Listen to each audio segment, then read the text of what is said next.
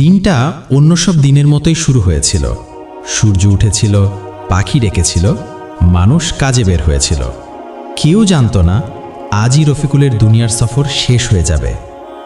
রফিকুল ছিল আমাদেরই মতো একজন সাধারণ মানুষ। নামাজ পড়ত কিন্তু নিয়মিত নয়, গুনাহ করত কিন্তু ভাবত এখনো সময় আছে, একদিন ঠিক হয়ে যাব।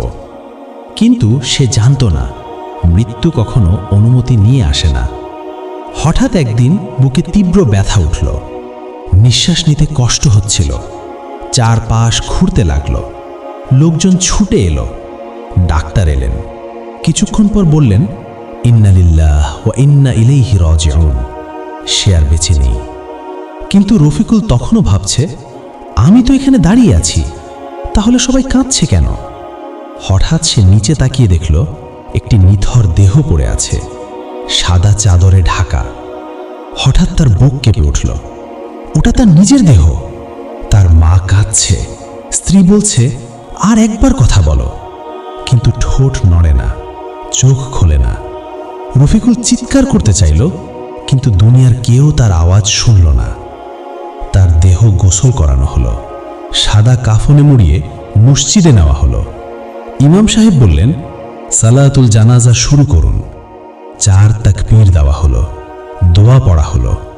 রফিকুল দেখছে সবাই তার জন্য দোয়া করছে, কিন্তু সে নিজে আর কোনো আমল করতে পারছে না। এরপর তাকে কাঁধে তুলে কবরস্থানে নেওয়া হলো, কবরে নামানো হলো। একজন বলল, বিসমিল্লাহি ওয়া আলা মিল্লাতি রাসূলিল্লাহি সাল্লাল্লাহু আলাইহি ওয়াসাল্লাম। এরপর একে একে মাটি পড়তে লাগলো, ধপ ধপ ধপ। শেষ যে শব্দটা সে শুনল, মানুষের পায়ের আওয়াজ। তারপর সম্পূর্ণ নীরবতা, চারপাশ অন্ধকার হয়ে গেল, এমন অন্ধকার যা সে কখনো কল্পনাও করেনি। হঠাৎ কবর সংকুচিত হয়ে এলো, দেয়াল যেন শরীর চেপে ধরছে। রফিকুল কাঁদতে লাগলো, ইয়া আল্লাহ, আমাকে আরেকবার দুনিয়াতে ফিরিয়ে দাও। কিন্তু সময় শেষ হয়ে গেছে। হঠাৎ 2 ভয়ঙ্কর ফেরেশতা হাজির হলেন। তাদের নাম মুনকার ও নাকির। তাদের কণ্ঠ বজ্রের মতো। একজন প্রশ্ন করলেন, মান রব্বুকা, তোমার রব কে? রফিকুল কাঁপা কণ্ঠে বলল, রব্বি আল্লাহ।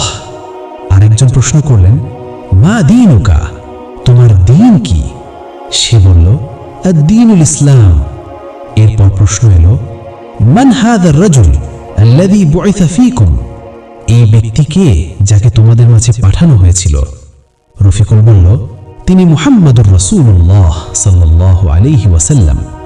কিন্তু তখন তার চোখের সামনে ভেসে উঠল নামাজে অলসতা, গুনাহে অবহেলা, তওবা পিছিয়ে দেওয়া।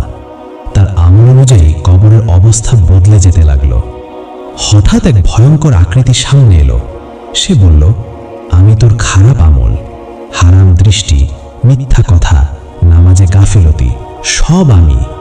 রফিকুল চিৎকার করে উঠল, হে আল্লাহ, আমি জানতাম না এত ভয়ঙ্কর হবে।